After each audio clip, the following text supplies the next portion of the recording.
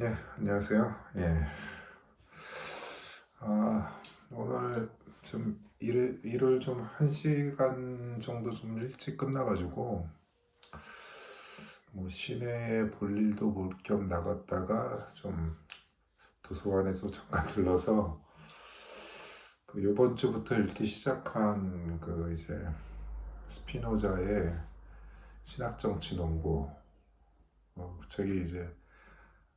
라틴어 독일어 이렇게 대조해서 이렇게 나온 건데, 이게 좀 어렵더라고요. 이 라틴어를 이제 번역을 하다 보니까 그 아무래도 이제 번역 투 자체가 좀 그 독일어가 좀 제가 독일어를 또 이렇게 잘하는 게 아니라서 그 좀 어려움이 좀 있을 것 같은데, 아무튼 그래도 한번 나갈 수 있는 데까지는 이제 나가보도록 하고요. 제가 어제 핸드폰 집에 갑자기 좀 충전기가 없어가지고 한 반나절 이상 동안 핸드폰을 이제 볼 수가 없어서, 요즘에는 핸드폰 없으면은 좀 갑갑하잖아요. 그래갖고 그 책을 하나 그냥 뭐 좀 성서에 관한 짧은 뭐 이런 글을 읽었는데, 그 책은 이제 그 손기태님의 성서 삶의 진실을 향한 무한 도전이라는 책입니다. 이게 그 수요 뭐 104 넘어 그 연구 공동체에 참여하신 분인데, 어, 제가 이 책은 이제 뭐 구약에서부터 신약 이제 바울까지 이렇게 좀 아주 성경에서 굵직굵직한 것만 이렇게 꼽아가지고 그 저자 자신의 그런 이제 신학관과 어떻게 보면 짧은 이런 그 저자의 해석이 이렇게 들어가 있는데, 뭐 읽기 편하면서도 굉장히 좀 뭐랄까 좀 중요하게 좀 대목을 짚었다고 할까, 좀 그런 느낌이 드는데, 우선적으로 인상적인 거는 이제 여기서 이제 주요하게 다루는 게 이제 아담과 하와에서 하와와 이제 출애굽, 그리고 이제 예수와 이제 바울을 다루는데, 그러니까 제가 좀 인상적이었던 거는 그 이제 창세기에서 이제 그 선악과를 이제 먹은 게, 이 선악과를 먹음으로써 이제 선악을 알게 됐다고 하는데, 그 알다라는 말에 이제 히브리어가 야다라는 그런 히브리어인데, 이것의 뜻은 안다라고 하는 게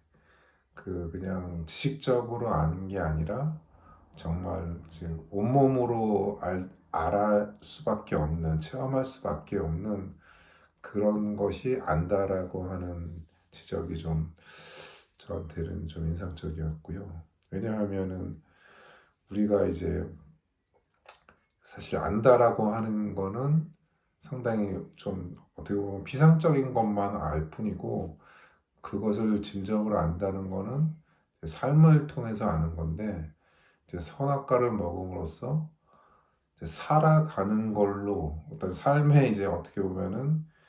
그 희노애락으로 이제 삶을 이해할 수 있게 된다는 이제 그런 뜻을 보이고 있어서 이게 잘 전달이 안 되는데요. 아무튼 이제 안다라고 하는 게 그게 이제 인간에게 하나의 이제 선악과를 먹음으로써 삶의 그 삶을 알아갈 수밖에 없는 존재가 돼버린 그런 인간이 돼버렸다. 그런 부분이 좀 새롭게 좀 어떻게 좀 익혀지는 부분이었고요. 그 다음에는 이제 뭐 출애굽기 있고 이제 뭐 이제 그 사무엘 사사기 시대에서 이제 이스라엘의 왕이 이제 생긴 것 다른 민족처럼. 그 다음에 또 제가 특히 인상적이었던 거는 이제 욥기에 대한 이제 저자의 해석인데, 그러니까 욥기 저자가 본인 스스로가 이제 뭐 스피노자로 관심 영역을 넓히고 있다라고 이렇게 얘기를 하는데, 제가 봤을 때는 욥기에 대한 저자의 해석에서 좀 스피노자의 그런 이제 그 자연관이 좀 엿보이는데, 그러니까 이제 욥이 이제 그렇게 신을 잘 섬기고 그리고 아주 이제 많은 것을 이제 부유한 이런 욥이 갑자기 이제 신의 이제 사탄의 그런 이제 시험으로 이제 모든 것을 잃어버리고 이제 가족도 다 자식들도 잃어버리고 재산도 잃어버리고 했을 때 그 이제 친구들이 이제 욥한테 너한테는 분명히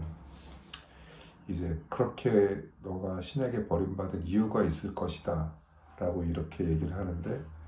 이제 욥은 거기에 대해서 이제 거부를 하는데, 그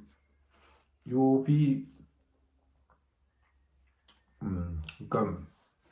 신이 왜 인간에게 이제 그런 고통을 주는지 거기에 대해서 욥은 이제 신에게 이렇게 물어보지만은 그 하나님은 욥에게 어떻게 보면 이제 불가지론적인 그런 신으로 이렇게 그려지고 있는데, 그러니까 인간의 어떤 인간응보대로 신이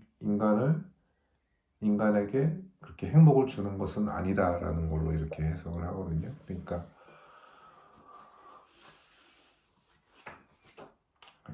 뭐 제가 읽을 때는 좀 이렇게 좀 쉽게 이해하게 좀 이렇게 봤는데, 제가 이것도 다시 또 설명을 하려 그러니까 이게 잘 안 되는데요. 아무튼 그 저자가 기존에 있던 뭐 그런 교회나 이런 데서는 들을 수 없는 그러한 이제 욥기 해석을 하는 부분에 있어서 궁극적으로 이제 저자가 지향하는 거는 하나의 이제 기복적인 그런 신앙, 그런 것이 이제 기독교의 원료가 아니고,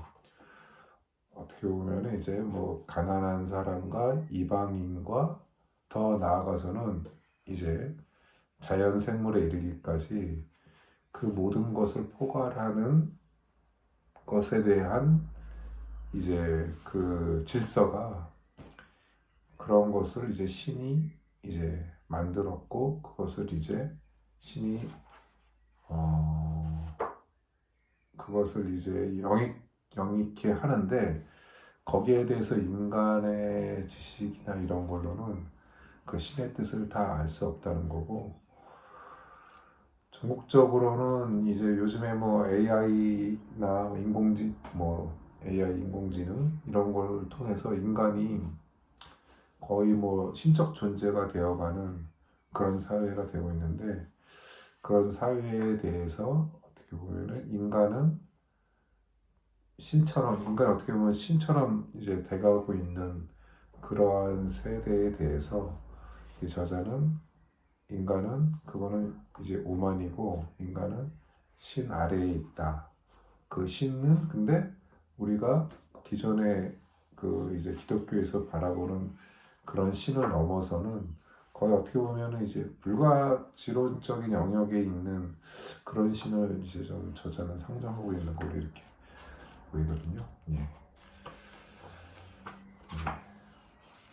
두서없이 이렇게 책을 소개를 해드렸고요. 그 다음에 여기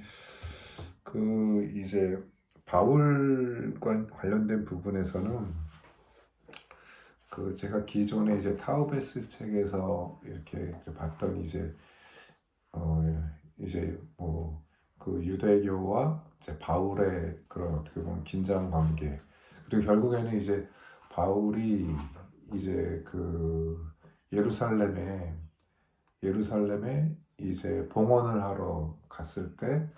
거기에서 이제 바울이 또 유대인에게 또 이렇게 좀 폭력을 당하고 결국에는 뭐 예수처럼 그 심판에 넘겨지는 그런 상황에 처하고 그 다음에 4년 후에 또 처형되는 로마로 끌려가서 이런 순교를 당한 것도 이렇게 묘사되어 있어서 예, 그 부분도 성경을 통해서는 이렇게 뚜렷하게 이제 보이지 않는 그런 것들에 대한 설명도 있어서 좀 제가 그 부분은 좀 흥미롭게 이렇게 봤던 것으로 봅니다. 예. 네, 이렇게 하고 다음에 또 뵙도록 하겠습니다. 감사합니다.